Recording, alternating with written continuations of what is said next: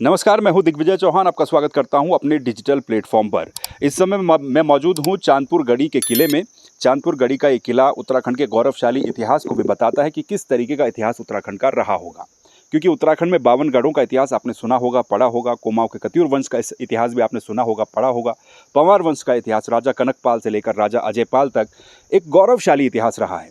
उसी गौरवशाली इतिहास से जुड़ी हुई ये जगह है जो कि चांदपुर गढ़ी कही जाती है। और चांदपुर गढ़ी का ये दुर्ग या फिर किला इसे कह लें, ये कहा जाता है।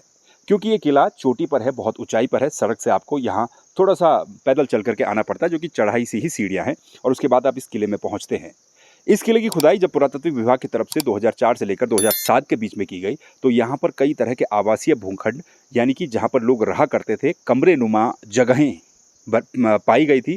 और उसके बाद से लेकर अभी तक, क्योंकि पुरातात्विक जो विभाग है उसकी तरफ से इसकी देखरेख की जाती है।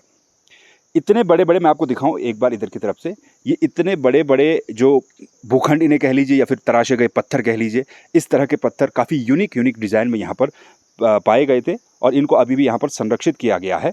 और एक तरीके से कहा जाए तो ये हमारी धरोहर है।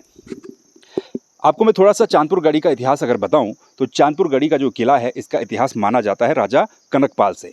राजा कनकपाल मालवा से आया था और उत्तराखंड में या फिर 52 गढ़ों के इतिहास में पंवार वंश का संस्थापक माना जाता है। राजा कनकपाल से लेकर और राजा अजयपाल, जो कि पंवार वंश का आखिरी शासक भी माना जाता है, और उसके बाद से लेकर ये चांदपुर गढ़ी शायद वर्किंग कंडीशन में नहीं थी। उसके पीछे वजह यह थी कि लगभग 1799 ईस्वी में राजा कनकपाल आया था और राजा सोनपाल, जो कि चांदपुर गढ़ी पर शासन करता था, भिलंग राज्य का वो राजा था।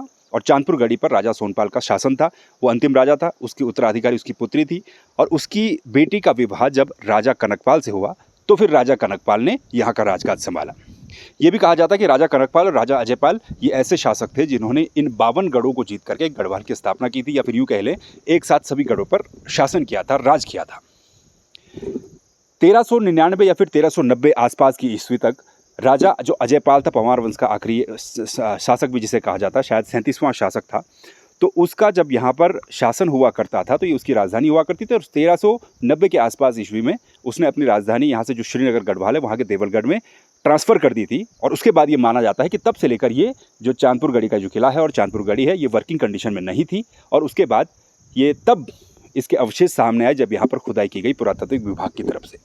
तो ये इस तरीके की ऐतिहासिक एक जगह है। और यहाँ की आप बनावट भी देखेंगे तो, क्योंकि इस समय शाम का समय है, चारों तरफ यहाँ पर चीड़ के पेड़ है, चीड़ का जंगल है। ऊपर चोटी पर ये मंदिर आपको दिखाई देता है, काली माता का ये मंदिर। और एक और महत्वपूर्ण विशेष बात ये है, जो कि यहाँ पर जो अभिलेख लगाए गए हैं उन पर भी दर्शाई गई है, कि जब यहाँ खुदाई हुई थी तो यहाँ से बड़े बड़े इस तरह के भूखंड के अलावा कई सारे औजार या फिर ये कह लें हम धातु से बनी हुई चीज़ें, मेटल से बनी हुई चीज़ें, वो भी बरामद यहाँ पर की गई थी। और इसके अलावा ये भी कहा जाता है कि इस चांदपुर गढ़ी के किले में, क्योंकि दुर्ग को एक सेफ्टी पर्पज़ से भी बनाया जाता था, और कहा जाता है कि यहाँ पर एक भूमिगत रास्ता भी है जो कि यहाँ से अंडरग्राउंड जाता है और सीधे नीचे जो नदी यहाँ पर है वहाँ पर उसका मुखाना खुलता है। ये तमाम चीज़ें यहाँ पर जो अभिलेख चिपकाया गया है उस पर भी लिखी हुई हैं। तो ये इस तरीके का एक ऐतिहासिक धरोहर इसे कह लें उत्तराखंड की। लेकिन एक जो सबसे महत्वपूर्ण बात मुझे यहाँ पर आकर के लगी, वो ये कि अभी भी ये जगह पर्यटन मानचित्र पर उस हिसाब से नहीं है जिस हिसाब से उत्तराखंड की बाकी जगहें हैं। मेरा मानना ये है कि जब भी कोई टूरिस्ट उत्तराखंड में आता है, चाहे चारधाम यात्रा पर आता है या फिर किसी हिल स्टेशन में घूमने आता है, तो हमारी कोशिश ये होनी चाहिए, चाहे सरकार की तरफ से हो या हमारी तरफ से हो, प्रचार प्रसार करके, कि ऐसी जो हमारी हेरिटेज जगहें हैं, जो कि धरोहर है, ऐतिहासिक धरोहर है, वहाँ तक भी वो व्यक्ति पहुँचे और जाने कि यहाँ का जो इतिहास रहा है 52 गढ़ों का, वो किस तरह से रहा है। बाकी आप इन तस्वीरों को देखिए और आपको ये वीडियो कैसा लगा, आपका क्या कुछ कहना, कमेंट करके ज़रूर बताइएगा। नमस्कार।